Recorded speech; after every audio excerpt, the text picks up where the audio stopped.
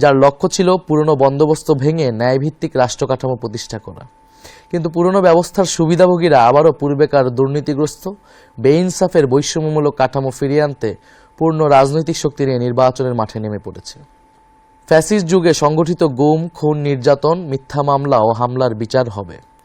দীর্ঘ 15 বছর ফ্যাসিবাদী শাসনে খুনি হাসিনা গুম, হত্যা, বিনা বিচারে কারাবন্দী, হামলা, নির্যাতন, মিথ্যা মামলা করার ক্ষেত্রে পুরো রাষ্ট্রযন্ত্রকে ব্যবহার করেছে।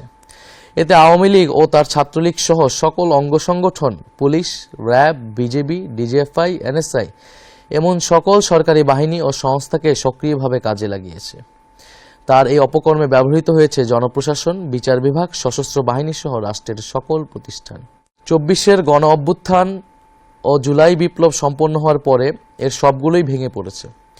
এতে নেতৃত্ব প্রদানকারী হোমরা চোমরাদের কিছু লোক পালিয়েছে, কিছু বিচারের আওতায় এসেছে, অনেককে আনার চেষ্টা করা হচ্ছে। বহু সামরিক, বেসামরিক আমলা ও বিচারক এখনও কর্মে নিয়োজিত রয়েছে। জুডিশিয়ারি, সিভিল সার্ভিস ও পুলিশ বিভাগের শীর্ষ নেতৃত্ব ভেঙে পড়লেও ডিফেন্স সার্ভিস এখনও অটুট রয়েছে। তবে হাজার হাজার খুনি, লুটেরা, অপরাধীদের সেনানিবাসে আশ্রয় নেওয়া, সেখান থেকে নিরাপদে দেশান্তরিত হওয়া, কর্মস্থল থেকে কিছু জেনারেলের পালিয়ে যাওয়া, অবসরপ্রাপ্তদের বহির্রাষ্ট্রে আশ্রয় নেওয়া ইত্যাদি আমাদের জন্য ছিল অনাকাঙ্ক্ষিত। আমরা স্পষ্ট ঘোষণা দিচ্ছি, বিভিন্ন বাহিনীর ভেতরে গুম, খুন, নির্যাতন, দুর্নীতি ও লুটপাটের সঙ্গে জড়িত লুকিয়ে থাকা সকল অপরাধীকে শনাক্ত করা হবে। তদন্ত ও বিচার প্রক্রিয়া সম্পন্ন করে প্রকৃত দায়ীদের বিচারের আওতায় এনে শাস্তি বিধান করা হবে। খুনি হাসিনাকে উৎখাত করার পর এই সকল অপরাধীকে গ্রেফতার ও আইনশৃঙ্খলা পরিস্থিতি নিয়ন্ত্রণের জন্য ম্যাজিস্ট্রেসি ক্ষমতা দিয়ে সারা দেশে সশস্ত্র বাহিনীকে নামানো হয়েছে। অপারেশন ডেভিল হান্ট শুরু হলেও অপরাধীদের শনাক্ত করা, অস্ত্র উদ্ধার, গ্রেফতারের মতো কোনো উল্লেখযোগ্য কাজ হয়নি। গুম বিষয়ক কমিশন 1850-টির বেশি অভিযোগ নিয়ে কাজ করেছে, কিন্তু দুঃখজনকভাবে নিরাপত্তা বাহিনীর ভেতরে লুকিয়ে থাকা ফ্যাসিবাদের দোসররা তথ্য ও আলামত নষ্ট করে তদন্ত ও বিচার প্রক্রিয়াকে বাধাগ্রস্ত করার চেষ্টা করছে। অন্তর্বর্তী সরকারের সঙ্গে বিভিন্ন ক্ষেত্রে এরা অসহযোগিতা করেই চলছে। আমাদের লড়াই হবে সেই নিপীড়নের ব্যবস্থা ও বিচারহীনতার সংস্কৃতি সমূলে উৎপাটন করা এবং আওয়ামী ফ্যাসিবাদের সকল প্রবণতা সমাজ থেকে মুছে ফেলা। ব্যাংক ও উন্নয়ন প্রকল্প লোপাটের অর্থ উদ্ধার ও বিচার আমাদের অন্যতম কর্তব্য। বিগত ফ্যাসিবাদী শাসনামলে বাংলাদেশ থেকে $234 বিলিয়ন বা প্রায় 30 লাখ কোটি টাকা লুটপাট করে বিদেশে পাচার করা হয়েছে। ডক্টর দেবপ্রিয় ভট্টাচার্যের নেতৃত্বে প্রণীত শ্বেতপত্র অনুযায়ী হাসিনা ও তার মদতপুষ্ট আওয়ামী ব্যবসায়ী ও আমলারা এই অর্থ বিদেশে সরিয়ে নিয়েছে, যা দেশের অর্থনীতির জন্য এক ভয়াবহ বিপর্যয় বয়ে এনেছে। অন্তর্বর্তীকালীন সরকার এই লুটপাটকৃত এই বিশাল অঙ্কের অর্থ উদ্ধারের চেষ্টা চালানোর কথা বললেও তাদের অবহেলা ও অজ্ঞতার কারণে এখন পর্যন্ত কোনো সাফল্য অর্জিত হয়নি।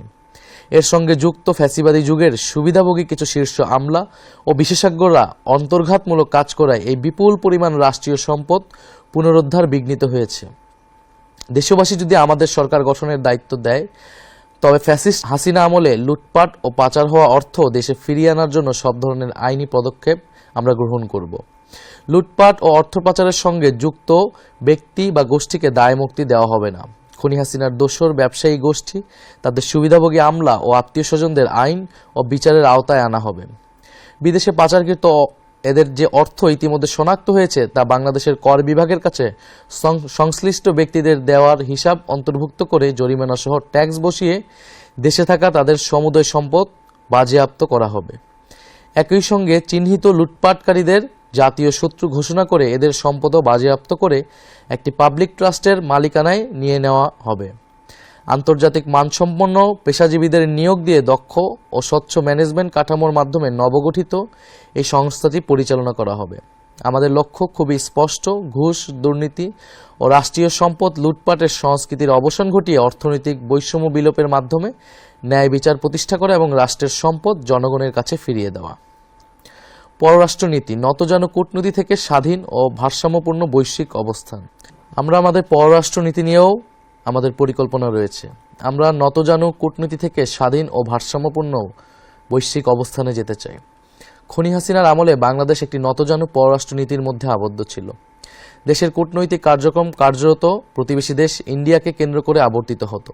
ফলে স্বাধীন, সার্বভৌম ও মর্যাদাপূর্ণ আন্তর্জাতিক সম্পর্কের ভিত্তি ভেঙে ফেলা হয়েছিল। 15 বছরের ফ্যাসিস্ট দুঃশাসন কায়েম করা ও জারি রাখার সফল পরিকল্পনা তা বাস্তবায়ন এবং পরিচালিত হতো পার্শ্ববর্তী দেশ থেকে। বাংলাদেশের সকল রাষ্ট্রীয় প্রতিষ্ঠানকে দুর্বল করে ফেলা, শাসন ব্যবস্থাকে গণবিরোধী করে তোলা এবং গণতান্ত্রিক ব্যবস্থাকে অকেজ করে দেওয়ার সকল আয়োজন করা হয়েছে ইন্ডিয়ার ইচ্ছা অনুযায়ী। বছরের পর বছর ধরে সীমান্তে নির্বিচারে গুলি করে ইন্ডিয়ার খুনে বাহিনী বিএসএফ শত শত বাংলাদেশি নাগরিককে হত্যা করলেও খুনি হাসিনার সরকার চুপ করে থেকেছে। ফ্যাসিবাদী যুগের স্বরাষ্ট্রমন্ত্রী, পররাষ্ট্রমন্ত্রী, সংশ্লিষ্ট সচিবগণ এবং বিজিবির মহাপরিচালক সহ বিভিন্ন পর্যায়ের অফিসাররা ইন্ডিয়ার এই অসভ্য মানবতাবিরোধী আচরণের পক্ষে সাফাই গিয়ে নিজ দেশের নাগরিকদের স্বার্থের বিরুদ্ধে কথা বলেছে। পৃথিবীর শত্রু ভাবাপন্ন যুদ্ধরত দেশের সীমান্ত এভাবে বেসামরিক নাগরিকদের গুলি করে খুন করার নজির নেই। সবার সাথে বন্ধুত্ব, কারোর সাথে শত্রুতা নয়, এই স্লোগান আওড়ালেও বাস্তবে খুনি হাসিনার পররাষ্ট্রনীতি ছিল ইন্ডিয়ার নির্দেশ পালন করা। সে কারণে পাকিস্তানের প্রতি সর্বক্ষেত্রে বৈরী আচরণ করা হতো। বাস্তবে বাংলাদেশকে বৈশ্বিক পরিসরে একটি করদ রাজ্যে বা পুতুল রাষ্ট্রে পরিণত করেছিল তারা।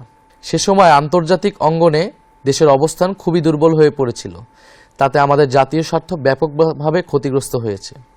জনগণ যদি এনসিপির উপর আস্থা রেখে রাষ্ট্র পরিচালনার দায়িত্ব দেয়, অর্থনৈতিক এবং বাণিজ্যিক ঘাটতি এবং কারো ওপর নির্ভরশীলতা ক্রমান্বয়ে কমিয়ে এনে আমরা ভারসাম্যপূর্ণ কূটনৈতিক সম্পর্ক তৈরি করব।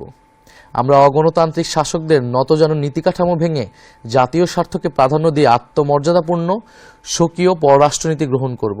এছাড়া দক্ষিণ এশিয়ার দেশগুলোর সাথে সম্পর্ক বাড়াতে সার্ককে পুনরুজ্জীবিত করা হবে এবং আসিয়ানে যোগ দেওয়ার চেষ্টা অব্যাহত থাকবে। মুসলিম বিশ্বের সঙ্গে রাজনৈতিক, অর্থনৈতিক ও কৌশলগত সম্পর্কের উন্নয়ন ঘটানো হবে। প্রবাসে থাকা নাগরিকদের সমস্যা সমাধান ও দ্রুত সেবা প্রদানের লক্ষ্যে পৃথিবীর সকল প্রান্তে বাংলাদেশ মিশন স্থাপন করা এবং কূটনীতিকের সংখ্যা বৃদ্ধি করা হবে। লক্ষ্য হবে পৃথিবীর সম্ভাবনাময় সকল দেশে নামেমাত্র খরচে দক্ষ জনবল রপ্তানি করা এবং তারা যাতে কোথাও কোনোভাবে হেনস্থার শিকার না হয় সেই সুরক্ষা দেওয়া। পারস্পরিক শ্রদ্ধা, ন্যায্যতা, সহযোগিতা হবে আমাদের পররাষ্ট্রনীতির মূল ভিত্তি। আমরা আমাদের সশস্ত্র বাহিনীকে নিয়েও পরিকল্পনা রেখেছি। খুনি হাসিনা তার শাসনামলে সশস্ত্র বাহিনীকে রাষ্ট্রের বহিঃশত্রুর বিরুদ্ধে ব্যবহার না করে দলীয় স্বার্থে নিজ দেশের সাধারণ মানুষের বিরুদ্ধে ব্যবহার করেছে। এর ফলে আমাদের সশস্ত্র বাহিনী কার্যত দুর্বল ও অকার্যকর হয়ে পড়ে। যখন আমাদের প্রতিবেশী রাষ্ট্রগুলো পঞ্চম প্রজন্মের ফাইটার জেট তৈরি করার প্রতিযোগিতা এগিয়ে যাচ্ছে, তখন আমরা এখনও তৃতীয় প্রজন্মের সক্ষমতার মধ্যে সীমাবদ্ধ রয়েছি। বর্তমান কাঠামোতে ডিফেন্স বাজেটের প্রায় 70% কর্মকর্তা কর্মচারীদের বেতন ভাতায় ব্যয় করা হয়, যা দীর্ঘমেয়াদে রাষ্ট্রের জন্য একটি অকার্যকর ও অস্থিতিশীল ব্যবস্থা হয়ে দাঁড়িয়েছে। প্রতিরক্ষা খাতকে কার্যকর ও ভবিষ্যৎমুখী করতে হলে এই কাঠামোগত সীমাবদ্ধতা দূর করা জরুরি। আমরা যদি সরকার গঠন করতে পারি, প্রতিরক্ষা ব্যবস্থাকে সম্পূর্ণভাবে পুনর্গঠন করব। আমাদের লক্ষ্য হবে বাহিনীর সংখ্যা বাড়ানো নয়, বরং গুণগত মান বৃদ্ধি করা। পুরো প্রতিরক্ষা ব্যবস্থাকে ধীরে ধীরে একটি আধুনিক প্রযুক্তি নির্ভর হাইটেক বাহিনীতে রূপান্তর করা হবে। একই সঙ্গে দেশের 18 ঊর্ধ্ব সক্ষম তরুণ তরুণীদের জন্য বাধ্যতামূলক মিলিটারি ট্রেনিং চালু করা হবে। এতে দেশব্যাপী জনভিত্তি সম্পন্ন এক গণপ্রতিরক্ষা ব্যবস্থা গড়ে উঠবে। ফলে আধিপত্যবাদী শক্তির বিরুদ্ধে রাষ্ট্রীয় প্রতিরোধ সক্ষমতা বৃদ্ধি পাবে এবং দীর্ঘমেয়াদে রাষ্ট্রের বিনিয়োগকৃত অর্থের অপচয় কমবে। একটি কল্যাণমুখী রাষ্ট্রের দায়িত্ব হল প্রতিটি নাগরিকের জন্য ন্যায্য মূল্যে ভোগ্যপণ্য নিশ্চিত করা। লাগামহীন দ্রব্যমূল্যে মানুষ যখন হিমশিম খাচ্ছে, তখন সরকারের ভূমিকা হবে সক্রিয়ভাবে বাজারে শৃঙ্খলা ফিরিয়ে আনা। দক্ষিণ এশিয়ার দেশগুলোর মধ্যে বাংলাদেশের নিত্যপণ্যের মূল্য সবসময় সর্বাধিক। এর কারণ এদেশে ব্যবসায়ী, রাজনীতিক ও আমলাদের একটি দুর্নীতিগ্রস্ত চক্র বাজার নিয়ন্ত্রণ করার মাধ্যমে প্রচুর অর্থ নিজেদের পকেটস্থ করে। আমরা সরকার পরিচালনার দায়িত্ব পেলে দ্রব্যমূল্য স্থিতিশীল রাখতে বিশেষ গুরুত্ব দিয়ে কাজ করব। কৃত্রিম সংকট সৃষ্টিকারী ব্যবসায়ী, রাজনীতিক ও আমলাদের সিন্ডিকেট ভাঙা হবে। এমন দুষ্টচক্রের বিরুদ্ধে আইন করে তাদের দ্রুত বিচারের আওতায় আনা হবে।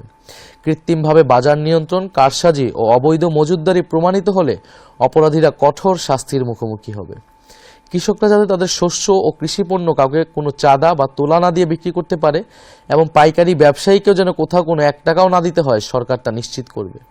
কঠোরভাবে এই পদক্ষেপগুলো নিশ্চিত করা গেলে বাজারে কৃষিপণ্যের ন্যায্য মূল্য নিশ্চিত করা সম্ভব। চাঁদাবাজ ও মধ্যস্বত্বভোগীদের কারণে অযৌক্তিকভাবে সারা দেশে সাধারণ মানুষকে পণ্যের অতিরিক্ত মূল্য দিতে হয়। সরকার ন্যায্য মূল্যের বাজার ব্যবস্থা এবং OMS কর্মসূচি বিস্তৃত করবে, যাতে নিম্ন ও মধ্যবিত্ত মানুষ সহজে সুলভে পণ্য কিনতে পারে। প্রতিবেশী বৃহৎ দেশটির উপর নির্ভরশীলতা কমিয়ে একাধিক বিকল্প উৎস থেকে আমদানি বাড়ানো হবে, যাতে আমাদেরকে কেউ পণ্য বন্দী করে বিপদে ফেলতে না পারে। বাজারে প্রতিযোগিতা বাড়াতে নতুন ব্যবসায়ী উদ্যোক্তা চিহ্নিত করে তাদের সহজলভ্য ঋণ ও সরকারি সমর্থন দেওয়া হবে। কাঁচা পণ্য সংরক্ষণের জন্য কোল্ড স্টোরেজ, সরবরাহ ব্যবস্থাপনার আধুনিকায়নের জন্য ডিজিটাল বাজার ব্যবস্থা এবং দ্রুত পরিবহন ও এর ব্যয় ন্যায়সঙ্গত করতে কার্যকর ব্যবস্থা নেওয়া হবে। মৌসুমী পণ্যের জন্য সরকারিভাবে আগাম পরিকল্পনা করে মাল কিনে তা মজুত করা হবে। আমাদের লক্ষ্য স্পষ্ট, একটি ন্যায্য, স্বচ্ছ ও জনবান্ধব বাজার ব্যবস্থা প্রতিষ্ঠা করা। বিগত স্বৈরাচারী সরকারের আমলে বাংলাদেশের পুলিশ বাহিনী কার্যত একটি দলীয় বাহিনীতে পরিণত হয়েছিল। তাদের অত্যাচার ও জুলুমের কারণে মানুষ আওয়ামী লীগ, ছাত্রলীগ ও যুবলীগের মতো পুলিশকেও পুলিশ লীগ নামে ডাকতে শুরু করেছিল। দেশে এমন পরিবার খুঁজে পাওয়া কঠিন যারা তখনকার পুলিশি নির্যাতনের শিকার হয়নি। জুলাই গণ অভ্যুত্থানেও পুলিশ ব্যাপক নৃশংসতা করেছে। আমরা সরকার গঠন করলে জুলাই বিপ্লবের সময় এবং এর পূর্বাপর 15 বছর ধরে যে সকল পুলিশ কর্মকর্তা ও সদস্য হত্যা, নির্যাতন, জুলুম, মিথ্যা মামলা, দস্যুবৃত্তি করে অর্থ লোপাট ও ঘুষ দুর্নীতির সঙ্গে সম্পৃক্ত ছিল, তাদের প্রত্যেককেই বিচারের আওতায় আনা হবে। এমন সকল বিচার সম্পন্ন করার পাশাপাশি বাংলাদেশ পুলিশকে খোলনালচে বদলে পুনর্গঠন করা হবে। দেশ ও জনগণের সেবা হবে পুলিশের একমাত্র মন্ত্র। আইন শৃঙ্খলায় রক্ষায় দলীয় সংকীর্ণ মনোভাবের সংস্কৃতিকে কবর দিয়ে বাহিনীকে জননিরাপত্তার বিশ্বস্ত সহযোগী হিসেবে গড়ে তোলা হবে।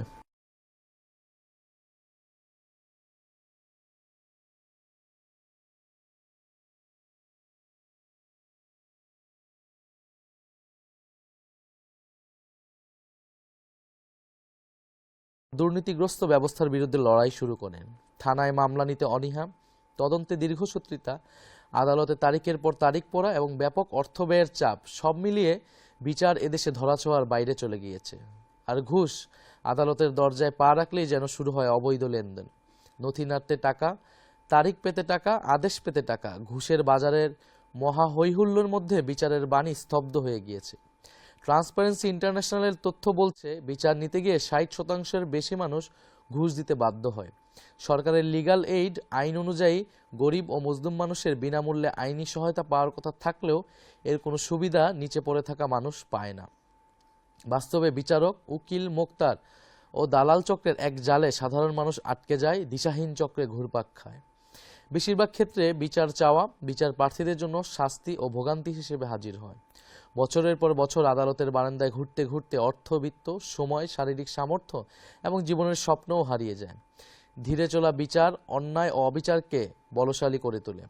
আজ বিচার ব্যবস্থা রাজনৈতিক প্রভাব, অর্থশক্তির সুবিধাবাদী চক্রের মাধ্যমে কলুষিত। জেলা আদালত থেকে সর্বোচ্চ সুপ্রিম কোর্ট পর্যন্ত একই অন্ধকারের ছায়া আমরা দেখেছি। ফ্যাসিবাদী শাসন আমলে এটা আরও বিস্তৃত ও অধঃপতিত হয়েছে।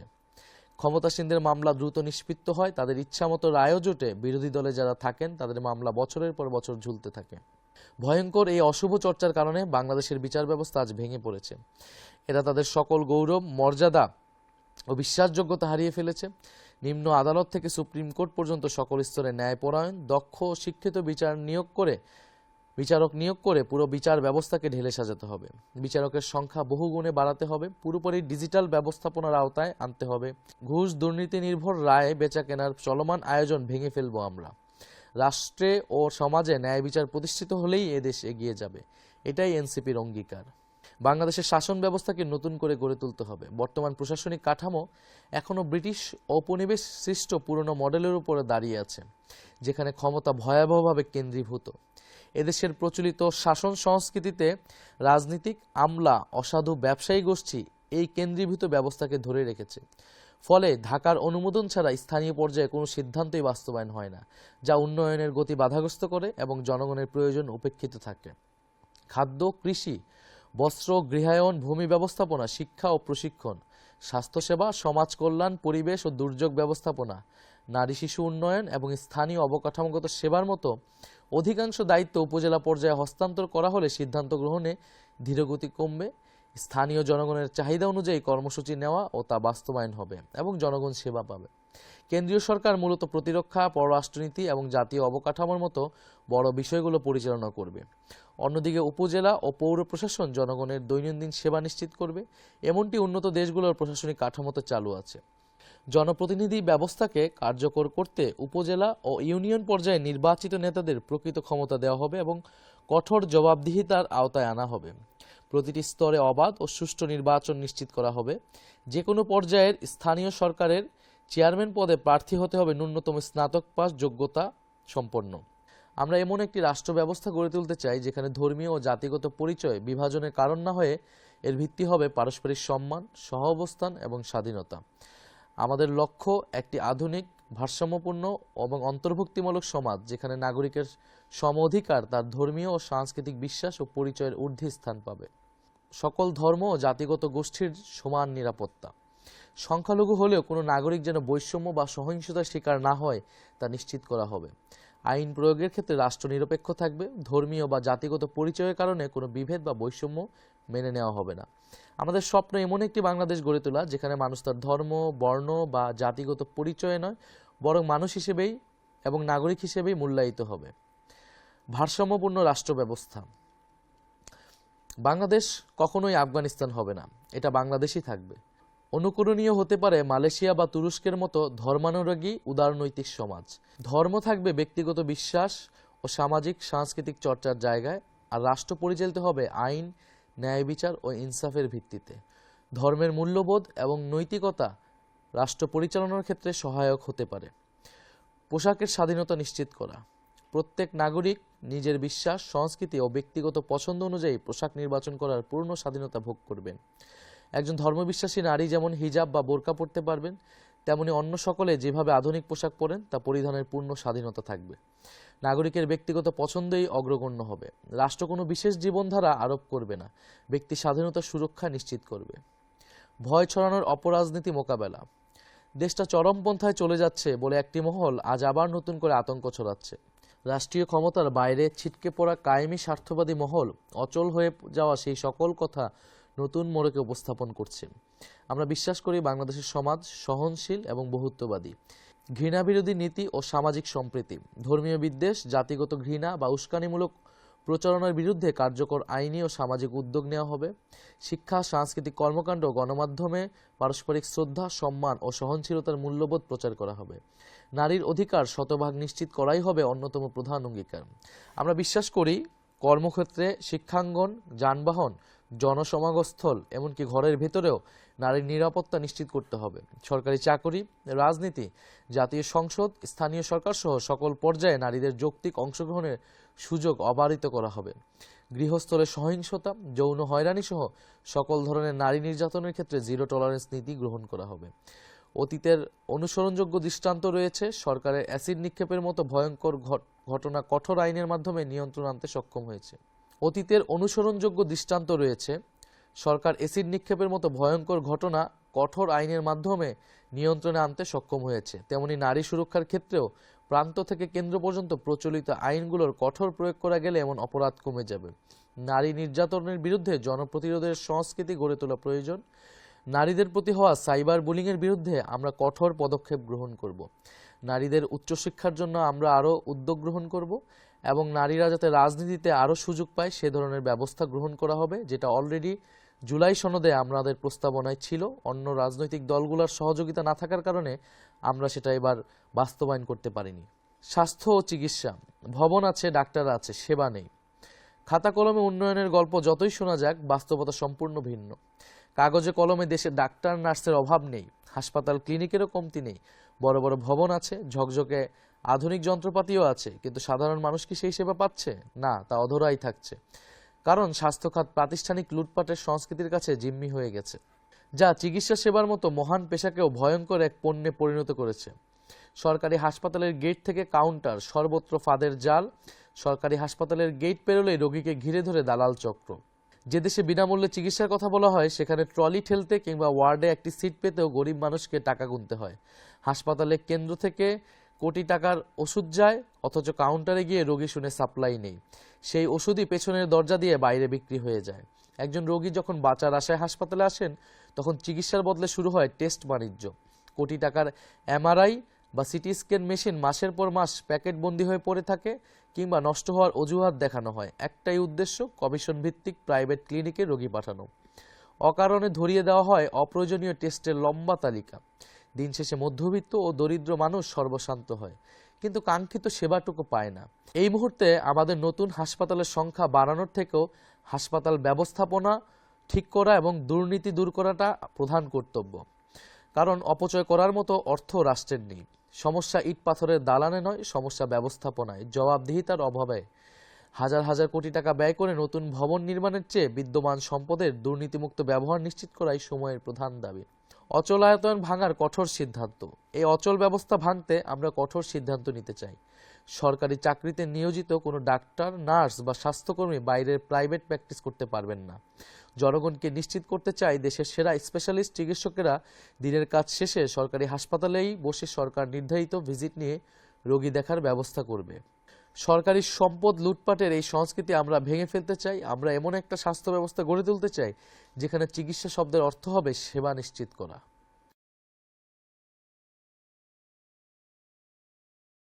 ছাড়া মানসম্পন্ন শিক্ষা অসম্ভব। বাংলাদেশে প্রায় প্রতিটি খাতেই সংস্কার প্রয়োজন, তবে যে খাতের সংকট আমাদের জাতির জন্য সবচেয়ে প্রকট সেটি হলো শিক্ষা খাত। স্বাধীনতার পর থেকেই এই খাত চরমভাবে উপেক্ষিত। শিক্ষায় অনিয়ম ও দুর্নীতির করাল গ্রাসে আজ আমাদের পুরো জ্ঞান অর্জন ব্যবস্থা বিপর্যস্ত। স্বাধীনতার পর থেকে ক্ষমতাসীনরা শিক্ষার উন্নয়ন বলতে মূলত নতুন অবকাঠামো নির্মাণকেই বুঝিয়েছে। বাজেটের পর বাজেট পাশ হয়েছে, স্কুল, কলেজ ও বিশ্ববিদ্যালয়ের স্থাপনার সংখ্যা বাড়ানোর পিছনে মূল প্রণোদনা ছিল দুর্নীতি করে অর্থবিত্ত বাড়ানো। অবকাঠামো নির্মাণ থেকে শুরু করে রক্ষণাবেক্ষণ সব জায়গায় একই চিত্র। হাজার হাজার শিক্ষক নিয়োগ দেওয়া হয়েছে, যাদের বড় অংশ সুপারিশ, তদবির ও নিয়োগ বাণিজ্যের মাধ্যমে নির্বাচিত হয়। আজ আমাদের শিক্ষা অঙ্গনের দিকে তাকালেই শিক্ষার মানের ভয়াবহ অধপতন ছাড়া আর কিছুই দেখা যায় না। এটি একদিনে হয়নি। যুগের পর যুগ রাজনৈতিক প্রভাব ও স্থানীয় সুবিধাবাদী গোষ্ঠীর দুর্নীতির ফলে দেশের শিক্ষা প্রতিষ্ঠানগুলো দুর্বৃত্তায়নের কেন্দ্রে পরিণত হয়েছে। প্রাথমিক বিদ্যালয় থেকে সরকারি স্কুল, কলেজ, বিশ্ববিদ্যালয়, কারিগরি শিক্ষা প্রতিষ্ঠান, ডিপ্লোমা ইঞ্জিনিয়ারিং কলেজ কিংবা জাতীয় বিশ্ববিদ্যালয়, সবখানেই একই সংকট। শিক্ষকরা শিক্ষাদানে অনাগ্রহী। তারা নানা ধরনের অনিয়মে ব্যস্ত। কোচিং বাণিজ্যকে তারা মূল পেশায় পরিণত করেছে। সকল স্তরের শিক্ষকরা দলীয় রাজনৈতিক স্বার্থ ও পক্ষে বিভক্ত হয়ে এমন অপকর্মে সময় নষ্ট করেন। গবেষণা ও শিক্ষার মান উন্নয়ন এখন আর তাদের লক্ষ্য নয়, বরং ক্ষমতাসীনদের আস্থাভাজন হওয়ার প্রতিযোগিতাই তাদের অগ্রাধিকার। এই পরিস্থিতিতে আমাদের লক্ষ্য আরও বেশি সংখ্যায় ভবন ও অবকাঠামো গড়ে তোলা নয়, বরং একটি কার্যকর এবং জবাবদিহিমূলক শিক্ষা ব্যবস্থা প্রতিষ্ঠা করা। শিক্ষকদের দক্ষ, যোগ্য এবং দায়িত্ব সম্পর্কে সচেতন হতে হবে। শিক্ষকদের বেতন, ভাতা ও সুবিধা বৃদ্ধি করে একে মর্যাদাপূর্ণ পেশায় পরিণত করা হবে। তবে একই সঙ্গে তাদেরকে কঠোর তদারকির আওতায় নিয়ে আসা হবে। দায়িত্বশীল ও যোগ্য শিক্ষকদের পুরস্কৃত করা হবে, আর দায়িত্বে অবহেলাকারীদের তাৎক্ষণিক চাকরিচ্যুতির ব্যবস্থা প্রবর্তন করা হবে। আমাদের নতুন বন্দোবস্তে এমন এক শিক্ষা সংস্কার হবে যেখানে উন্নয়ন মানে নতুন ভবন ও অবকাঠামো বাড়ানো নয়, বরং বিদ্যমান শিক্ষা প্রতিষ্ঠানগুলোকে সত্যিকার অর্থে মানসম্মত শিক্ষা প্রদানের কেন্দ্র হিসেবে গড়ে তোলা। শিক্ষা ব্যবস্থার গুরুত্বপূর্ণ একটি অংশ হচ্ছে মাদ্রাসা ব্যবস্থা। আমরা কওমি এবং আলিয়া উভয় প্রকার মাদ্রাসা ব্যবস্থার আধুনিকায়ন এবং সেটাকে আরও সামনের দিকে যাতে এগিয়ে যেতে পারে সেই ধরনের ব্যবস্থা আমরা গ্রহণ করব। কৃষি উন্নয়ন। কৃষকের ন্যায্য অধিকার নিশ্চিত করে খাদ্য নিরাপত্তার নতুন ভিত্তি, সার, বীজ সহ বিভিন্ন কৃষি উপকরণ বিতরণ ব্যবস্থা সরকার নিয়ন্ত্রণ করে। কিন্তু স্থানীয় পর্যায়ের লুটেরা গোষ্ঠীর কারণে এসব উপকরণ অনেক সময় প্রকৃত ও প্রান্তিক কৃষকের কাছে পৌঁছায় না। আমরা নিশ্চিত করব যাতে কোনো সিন্ডিকেট বা লুটেরা গোষ্ঠী সার ও বীজ বাজারজাতকরণের কর্তৃত্ব নিজেদের হাতে নিয়ে কৃষকদের কাছ থেকে অধিক মূল্য আদায় করতে না পারে। বাংলাদেশে কৃষকদের জন্য কৃষি ঋণের ব্যবস্থা রয়েছে। এক্ষেত্রে বিশেষায়িত বাংলাদেশ কৃষি ব্যাংক ও রাজশাহী কৃষি উন্নয়ন ব্যাংকের মতো দুইটি সরকারি প্রতিষ্ঠানও রয়েছে। কিন্তু অত্যন্ত দুঃখজনক বাস্তবতা হলো অনেক ক্ষেত্রেই প্রকৃত কৃষক কৃষানীদের কাছে এই ঋণ পৌঁছায় না। কৃষি ঋণ নিতে গেলে জমির দলিল, আইডি কার্ড ও নানা কাগজপত্রের নামে কৃষকদের হয়রানির শিকার হতে হয়। ঋণের অর্থ পেতে কর্মকর্তাদের ঘুষ দিতে বাধ্য করা হয়। এই জটিলতা ও অনিয়মের কারণে প্রকৃত কৃষক সমাজ কৃষি ঋণ থেকে বঞ্চিত হয়ে পড়ে। এনসিপি সরকার গঠনের সুযোগ পেলে অথবা সরকারের অংশীদার হলে ঋণ প্রক্রিয়ায় কাগজপত্রের নামে সব ধরনের হয়রানি ও অনিয়ম বন্ধ করা হবে। কৃষি ঋণ সহজলভ্য করা হবে ইনশাল্লাহ। এদেশের কৃষকরাই সবচেয়ে বেশি অবহেলিত। তারা নিজেদের উৎপাদিত ফসলের ন্যায্য মূল্য পাচ্ছেন না। বাজারে যখন 1 কেজি সবজির দাম আকাশ ছোঁয়া, তখন মাঠ পর্যায়ে কৃষক সেই একই পণ্য বিক্রি করছেন পানির দরে। সারের দাম বৃদ্ধি, কৃষকের মজুরি এবং হাড় ভাঙা পরিশ্রমের পরে লাভের বদলে তাদের ঘাড়ে ঋণের বোঝা চাপে। অনেক ক্ষেত্রে হতাশায় আক্রান্ত কৃষক কখনো কখনো নিজের ফসল নষ্ট করে ফেলতে বাধ্য হন। এটি শুধু ফসলের অপচয় নয়, এটি আমাদের জাতীয় অর্থনীতির জন্য লজ্জাজনক বাস্তবতায় পরিণত হয়েছে। অন্যদিকে সাধারণ মধ্যবিত্ত ও নিম্নবিত্ত মানুষের জন্য নিত্যপণ্য কেনা দিন দিন কঠিন হয়ে উঠছে। এই অতিরিক্ত অর্থ কৃষক পাচ্ছেন না। মাঝপথ নিয়ন্ত্রণকারী অসাধু সিন্ডিকেট বাজার নিয়ন্ত্রণ করছে। মাঝপথ নিয়ন্ত্রণকারী অসাধু সিন্ডিকেট এই বাজার নিয়ন্ত্রণ করছে। একদিকে কৃষক ন্যায্য মূল্য থেকে বঞ্চিত, অন্যদিকে ভোক্তাকে উচ্চ মূল্যে চাপ সহ্য করতে হচ্ছে। আর মাঝখানে মধ্যস্বত্বভোগীরা, রাজনৈতিক টাউট, চাঁদাবাজ, সন্ত্রাসী ও আইনশৃঙ্খলা বাহিনীর অসৎ সদস্যরা মুনাফা লুটছে। এই চক্র কৃত্রিম সংকট তৈরি করে বাজারকে জিম্মি করেছে। মূল সমস্যা ত্রুটিপূর্ণ বিতরণ ব্যবস্থা। সরাসরি বাজারজাতকরণের সুযোগ না থাকায় কৃষকরা এই ব্যবস্থার হাতে বন্দী। প্রান্তের ক্ষেত থেকে কেন্দ্রের বাজার পর্যন্ত দখল করে থাকা এই দুর্নীতির শৃঙ্খল ভেঙে ফেলা হবে। বিদ্যুৎ ও জ্বালানি খাতে রাষ্ট্রীয় সম্পদ লুণ্ঠনের মহা উৎসব। আপনারা জানেন, গত বছর খুনি হাসিনার কুখ্যাত দায়মুক্তি আইন বাতিল করা হয়েছে। কিন্তু দুর্ভাগ্যজনক বাস্তবতা হলো, আইন বাতিল হলেও সেই আইনের অধীনে করা দাসত্বের চুক্তিগুলো এখনও আমাদের অর্থনীতি ও জনগণের রক্ত চুষে যাচ্ছে। এখনও এই লুটেরাদের হাতে বছরে $5 বিলিয়ন অর্থাৎ 63,000 কোটি টাকা তুলে দিতে হচ্ছে। খুনি হাসিনা সরকার চুক্তিগুলো এমনভাবে সাজিয়েছিল যেন বিদ্যুৎ উৎপাদন না করলেও তার সমর্থক গোষ্ঠীর পকেট ভরতে থাকে। গত 18 মাসে আমলাতান্ত্রিক জটিলতা ও আইনি মারপ্যাচের কারণে সেই চক্র ভাঙা সম্ভব হয়নি। বছরের পর বছর দেশবিরোধী নীতি, অস্বচ্ছ চুক্তি এবং প্রাতিষ্ঠানিক দুর্নীতি বিদ্যুৎ ও জ্বালানি খাতকে জনগণের উপর বোঝায় পরিণত করেছে। বিদ্যুৎ উৎপাদন না করলেও এই বাটপারদের টাকা দিতে হয় রাষ্ট্রকে। লুটপাটের এই ব্যবস্থাকে ভদ্র ভাষায় বলা হয় ক্যাপাসিটি চার্জ। দেশ বিদ্যুৎ না কিনলেও কোটি কোটি টাকা পরিশোধ করছে। আমরা স্পষ্টভাবে বলতে চাই, জনগণের ট্যাক্সের টাকায় অনুৎপাদিত ও অব্যবহৃত বিদ্যুতের জন্য এই সকল দেশবিরোধী কোম্পানিকে আর কোনো অর্থ দেওয়া হবে না। জনগণের স্বার্থবিরোধী সব অসম চুক্তির পুনর্মূল্যায়ন করা হবে। গ্যাস ও বিদ্যুৎ খাতে অবৈধ সংযোগ বন্ধ করা সহ জরুরি পদক্ষেপ নিয়ে সিস্টেম লস কমানো হবে। আমাদের বঙ্গোপসাগরে তেল গ্যাস উত্তোলনের নামে বছরের পর বছর নাটক হয়েছে। আমরা সেই নাটকের ইতি টানতে চাই। আমরা সরকার পরিচালনার দায়িত্ব পেলে সমুদ্র সীমানায় থাকা তেল গ্যাস উত্তোলনের উদ্যোগ গ্রহণ করব। দীর্ঘমেয়াদে দেশের বিদ্যুৎ ও জ্বালানি নিরাপত্তা নীতি প্রণয়ন ও ব্যবস্থা গড়ে তোলা হবে এনসিপির অন্যতম লক্ষ্য। কর্মসংস্থান, ন্যায্য মজুরি ও প্রবাসী শ্রমিকদের স্বার্থ অগ্রাধিকার পাবে। দেশে নির্বাচন এলেই বেকারদের নিয়ে নানা ধরনের তামাশা শুরু হয়। কেউ বেতার ভাতার প্রতিশ্রুতি দেয়, কেউ নতুন কর্মসংস্থানের কথা বলে। কিন্তু বেকারত্বের মূল কারণ কি এবং কিভাবে এই সংকটের সহনীয় সমাধান সম্ভব তা নিয়ে আলোচনা হয় না। বাংলাদেশে বেকারত্বের প্রধান কারণ হলো জনশক্তির তুলনায় যথেষ্ট কর্মসংস্থানের অভাব। কর্মসংস্থান সৃষ্টি না হওয়ার অন্যতম কারণ হলো খুবই অবান্ধব বা বৈরী বিনিয়োগ নীতি ও আচরণ। ক্ষমতাসীন রাজনীতিক, সরকারি কর্মকর্তা, কর্মচারীরা ঘুষ ও ব্যক্তিগত ফায়দা ছাড়া বিনিয়োগে ব্যাপক বাধা বিপত্তি সৃষ্টি করে কর্মসংস্থানের সম্ভাবনাকে আটকে দেয়। শিল্প কারখানায় জ্বালানি সরবরাহ বাধাগ্রস্ত করে ও কাঁচামালের সংকট সৃষ্টি করে বিনিয়োগকারীদের বিমুখ করা হয়। ফলে নতুন শিল্প কলকারখানা গড়ে ওঠে না। এতে অর্থনৈতিক প্রবৃদ্ধি সম্ভাবনা ক্ষতিগ্রস্ত হয়। আমাদের প্রধান লক্ষ্য হবে বাংলাদেশকে দক্ষিণ এশিয়ার সবচেয়ে বিনিয়োগ বান্ধব রাষ্ট্রে পরিণত করা, যাতে দেশি ও বিদেশি বিনিয়োগকারীদের আস্থা ফিরে আসে, যে কোনো বিনিয়োগ সহজতর হয়।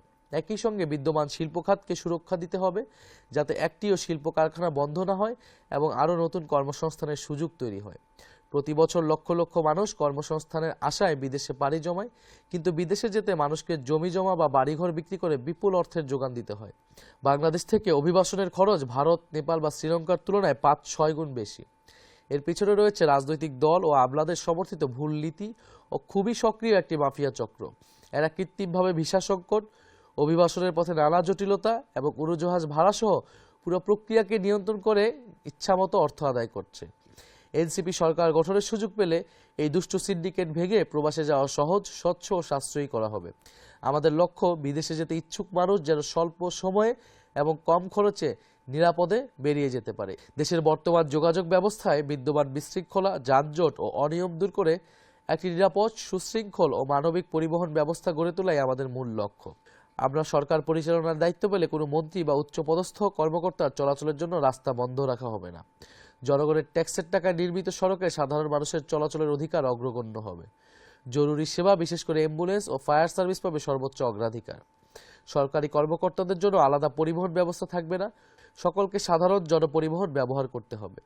মন্ত্রীদের কমপক্ষে সপ্তাহে 1 দিন এবং সচিবদের কমপক্ষে সপ্তাহে 2 দিন জনপরিবহনে চলাচল করতে হবে। রাষ্ট্র পরিচালনায় দায়িত্বশীলদের জনজীবনের বাস্তবতা অনুভব করতে হবে। এটাই হবে সরকারের নতুন সংস্কৃতি প্রতিষ্ঠার কর্মসূচি। আধুনিক বাস সার্ভিস চালু সহ অন্যান্য পরিবহন ব্যবস্থায় সরকারি বিনিয়োগ অগ্রাধিকার পাবে। প্রতিটি রুটে মানসম্মত গণপরিবহন নিশ্চিত করা হবে যাতে সাধারণ মানুষের সময় ও খরচ সাশ্রয় হয়। ছাত্রছাত্রী ও প্রতিবন্ধী ও প্রবীণ নাগরিকদের জন্য পরিবহনে বিশেষ ছাড় এবং সংরক্ষিত আসনের ব্যবস্থা কঠোরভাবে নিশ্চিত করা হবে। যান্ত্রিক ত্রুটিযুক্ত যানবাহন রাস্তা থেকে অপসারণ করা এবং স্বচ্ছ ও দুর্নীতিমুক্ত প্রক্রিয়ায় ড্রাইভিং লাইসেন্স প্রদান করা হবে। পরিবহন খাতে অবৈধ চাঁদাবাজি ও কালোবাজারি কঠোর হাতে দমন করে ন্যায্য ভাড়া নিশ্চিত করা হবে। টিকিটিং ব্যবস্থাকে স্বচ্ছ ও দুর্নীতিমুক্ত করা হবে যাতে সাধারণ মানুষের জন্য ট্রেন ভ্রমণ সহজলভ্য হয়। বিমান ভাড়ার ক্ষেত্রে নিলামভিত্তিক অস্বচ্ছ ব্যবস্থা বন্ধ করা হবে। আমাদের সমাজটাকে সুন্দর করে গড়ে তুলতে হলে সকল মানুষকে শৃঙ্খলা, নিরাপত্তা, অন্যের সুবিধা অসুবিধার বিষয়ে সংবেদনশীল হতে হবে। জীবনের ঝুঁকি নিয়ে চলাফেরা করা, যেখানে সেখানে রাস্তা পারাপার করার সংস্কৃতি থেকে সমাজকে বের করে আনতে হবে। ট্রাফিক আইন সকলকে মেনে চলতে উৎসাহিত এবং রাস্তা ও মহাসড়কে যানবাহন ও মানুষের চলাচলে শৃঙ্খলা ফিরিয়ে আনতে কর্তৃপক্ষকে সহযোগিতা করতে হবে। আমরা বঙ্গোপসাগরের সীমানা ঘিরে একটি সুনীল অর্থনীতি গড়ে তুলব এবং বঙ্গোপসাগরে আমাদের যেই ন্যায্য হিস্সা রয়েছে জনগণের অভিপ্রায় অনুসারে আমরা সেই হিস্সা আদায় করব। বঙ্গোপসাগরকে কেন্দ্র করে আমাদের জাতীয় সম্পদের একটি গুরুত্বপূর্ণ কেন্দ্র আমরা তৈরি করব। আমরা আমাদের পরিবেশ এবং জলবায়ু নিয়েও ভবিষ্যৎ প্রজন্ম এবং ভবিষ্যৎ বাংলাদেশকে উপযোগী করে গড়ে তুলব। জলবায়ু উদ্বাস্তুদের জন্য আমরা ব্যবস্থা নিব। আমরা পরিবেশ করের ব্যবস্থা করব যাতে আমরা পরিবেশ দূষণ কমাতে পারি। প্রিয় দেশবাসী, আমরা এক নতুন স্বপ্ন এবং নতুন বাংলাদেশের অভিপ্রায়ে জুলাই গণঅভ্যুত্থানে রাজপথে নেমেছিলাম। আপনারাও নেমেছিলেন। আমাদের সম্মিলিত প্রচেষ্টার ফলে আমরা আজকে কথা বলতে পারছি। আমরা এতক্ষণ ধরে যা বললাম সেটি আমাদের ভবিষ্যৎ বাংলাদেশের স্বপ্ন। যদি আপনারা সুযোগ দেন আমরা সেই স্বপ্ন বাস্তবায়নে ইনশাল্লাহ সক্ষম হব। আপনারা গত 1.5 বছরে দেখেছেন যে কারা সংস্কারের বিরোধিতা করেছে, কারা নতুন বন্দোবস্ত প্রতিষ্ঠার বিরোধিতা করেছে, কারা পুরনো অর্থনৈতিক এবং রাজনৈতিক ব্যবস্থাকে আঁকড়ে ধরে রাখতে চেয়েছে। প্রিয় দেশবাসী, আমরা চাই পরিবর্তনের রাজনীতি, সংস্কারের রাজনীতি। বাংলাদেশকে দুর্নীতিমুক্ত, বৈষম্যমুক্ত এবং আধিপত্যবাদ মুক্ত একটি ন্যায়ভিত্তিক রাষ্ট্র হিসেবে প্রতিষ্ঠা করাই আমাদের উদ্দেশ্য। সেই উদ্দেশ্যে আমরা 11টি দল এবার ঐক্যবদ্ধভাবে নির্বাচনে অংশগ্রহণ করছি। আমাদের জাতীয় নাগরিক পার্টি এনসিপির শাপলাকলি মার্কায় 30 জন প্রার্থী সারা দেশের বিভিন্ন জায়গা থেকে নির্বাচনে অংশগ্রহণ করছে। আমি আপনাদের প্রতি আহ্বান জানাচ্ছি, অনুরোধ করছি, আপনারা তরুণ প্রজন্মকে সুযোগ দেন, পরিবর্তনের রাজনীতিকে সুযোগ দেন। আগামী 12ই ফেব্রুয়ারি আপনাদের কাছে সুযোগ এসেছে, আপনারা বেছে নেবেন পরিবর্তনের রাজনীতি নাকি পুরনো রাজনীতি। আমরা বিশ্বাস করি বাংলাদেশের মানুষ আপনারা পরিবর্তন চান, সংস্কার চান। গত 1.5 বছরে আমরা অনেক কিছুই অর্জন করতে পারিনি। সেই হতাশা, সেই ক্ষোভ আমাদের আছে। আমাদের অনভিজ্ঞতা, আমাদের সীমাবদ্ধতা আমরা সবকিছু স্বীকার করে নিচ্ছি। সবকিছু স্বীকার করে নিয়েই আমরা আপনাদের কাছে আরেকটিবার সুযোগ চাচ্ছি। এবারে নির্বাচনে আপনারা জাতীয় নাগরিক পার্টি এনসিপি এবং 11 দলীয় জোটকে সমর্থন করুন। 11 দলীয় জোট আগামী নির্বাচনে জয়লাভ করলে আমরা যেই পরিবর্তনের বাংলাদেশ, যে ইনসাফের বাংলাদেশের কথা আমরা বললাম, সেই বাংলাদেশ আমরা প্রতিষ্ঠা করতে পারব।